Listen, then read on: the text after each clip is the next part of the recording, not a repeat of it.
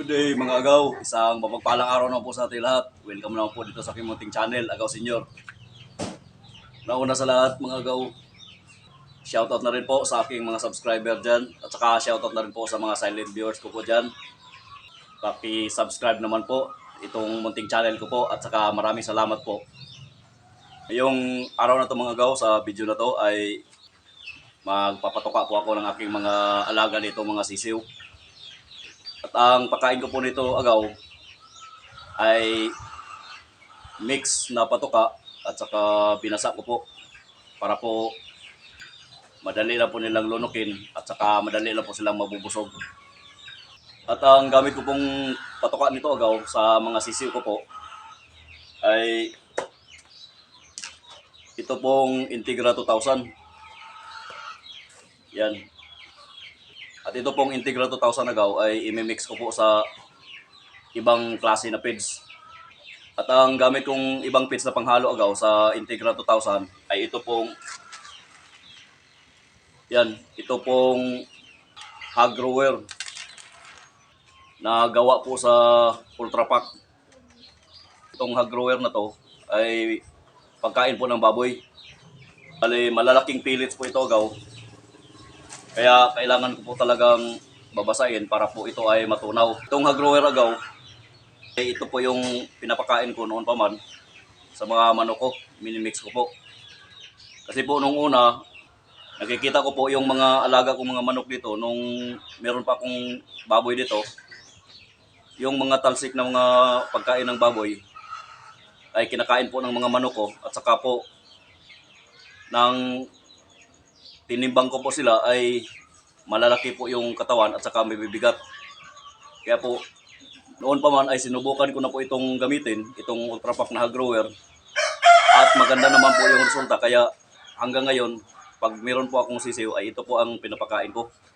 Pero sa mga breeders ko po, yung mga inahin ko na breeders, ay hindi na po ito yung pinapakain ko. Iba na naman pong feeds. So ngayon po agaw ay itong dalawang feeds lang po yung pinapakain ko at hindi ko pa po sinamahan ng iba pang mix na pagkain kasi po mga sisiw pa lang po ito at pure feeds pa lang po yung ibinibigay ko sa kanila. Pero pagdating ng mga 3 months sila agaw ay may additional na po ito na pagkain na imimix ko dito. At yun po ay yung sapal ng niyog na isa ring magandang pagkain po sa ating mga manok na nakapagbibigay po ng bigat ng laman ng ating mga manok. Yan po agaw, yun po yung pinapakain ko dito sa mga alaga ko. Ang mixture po nito agaw ay depende na po sa akin kung gaano karami yung ibibigay kong Integra 2000 at gaano rin karami yung ibibigay ko na Ultra Pack hog grower. Depende na po sa kayang makonsume ng mga manok para naman po ay hindi po masasayang kapag hindi nila naubos. At saka ang kagandahan po nito agaw, nitong Ultra Pack hog grower na feeds ay matagal pong matutunaw. Kaya po kung tingnan nyo po yung balon-balonan ng mga manok ay parati pong busog. Kaya medyo tipid na po sa pagkain nito agaw. Tipid na po sa gastos.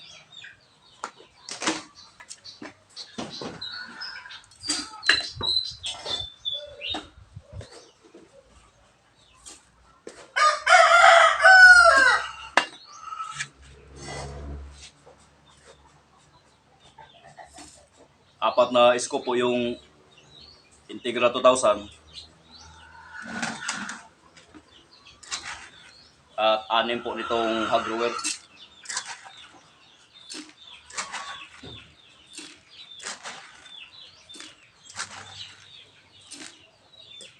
Yan po agaw. Kalagyan ng tubig para po malusaw.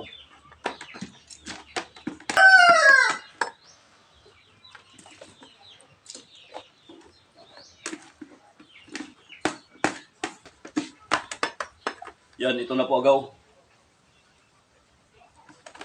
Alam naman po natin agaw, yung mga alaga nating mga baboy, pag pinapakain po natin ng Ultra Pack hog grower, kahit na anong brand ng hog grower, ay madali lang po itong lalaki.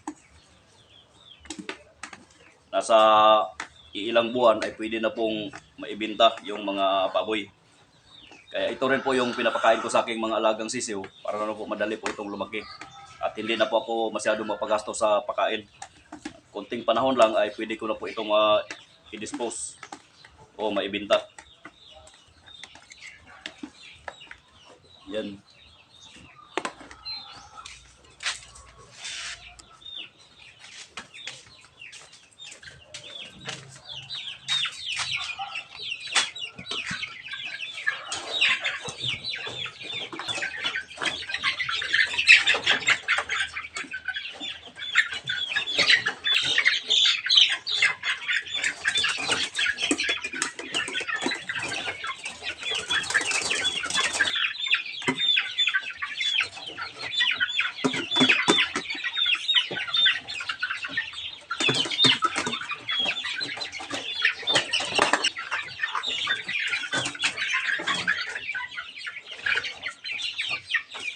Yan, ito po agaw.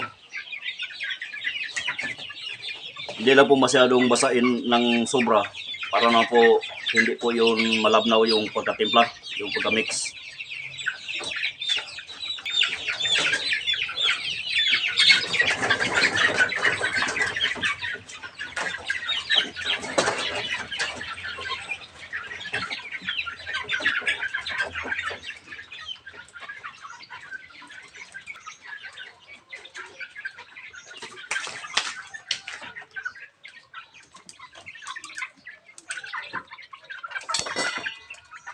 Yan po agaw. Ganang-gana po silang kumain itong Ultra Pack Grower. Yan. Saka pagdating ng 3 buwan agaw nila ay hindi ko na po yon papakainin ng Integra na feeds. Grower na po at saka yung sapal ng niyog yung ipapakain ko.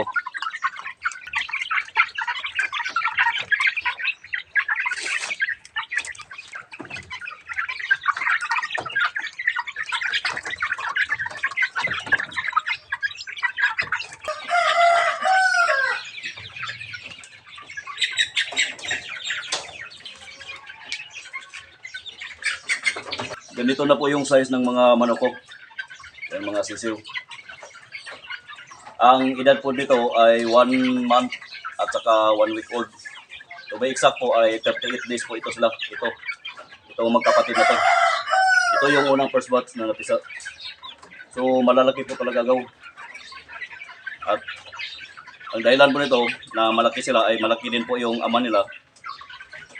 At mabilis din po silang lumaki dahil po sa Ultra Pack Grower na pinapakain ko po sa kanila. Yan po. At ang estimate na timbang ko po nito agaw sa ngayon ay sobra 1/4 kilo na po. Yan. Sa 1 month old and 1 week na edad. Malaki at saka mabigat. Pero kung maririnig nyo, yung tinig nila ay sisiw na sisiw pa rin po. Yan. Ito po yung gagandahan na gaw. Pag malalaki yung mga broodcock natin, pamaras dun sa mga masyadong kalakihan na inahin, malaki din yung posibilidad na malalaki din yung mga sisiw. At saka dahilan na rin po sa pagpapakain ko nito ng hog grower feeds. Yan po gaw.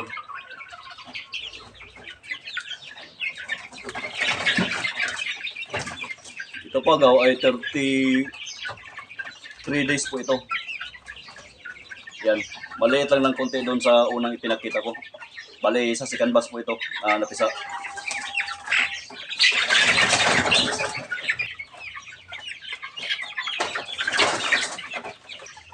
Yan po gaw, yun pong pinagsisikapan ko dito na makapag-breed po ako na gamit yung mga malalaking tandang para po yung mga lahi nila at yung mga sisiw na mapapapisa ko, yung itlog na mapapapisa ko at yung mga sisiw ay malalaki din po at saka madali lang pong palakihin.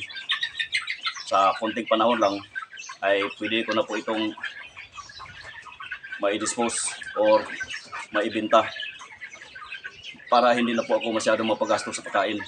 Gamit ko na rin po yung hog grower pits agaw, yung Ultra Pack brand. Yun po yung kadalasan pinapakain ko dito mula pa man noon. Yan agaw. Hanggang dito na lang po itong video ko at saka maraming salamat po sa inyong panonood. God bless po.